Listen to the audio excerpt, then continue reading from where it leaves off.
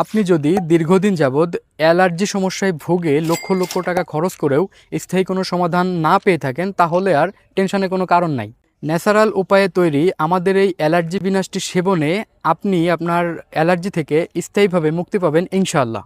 আমাদের এই অ্যালার্জি বিনাশটি সেবনের 10 থেকে 15 দিনের ভিতরে আপনার অ্যালার্জি নিয়ন্ত্রণে চলে আসবে, আর আপনার ইচ্ছা এবং পছন্দ অনুযায়ী যে কোনো ধরনের খাবার খেতে পারবেন। তাতে বিন্দুমাত্র কোনো অ্যালার্জি দেখা দেবে না।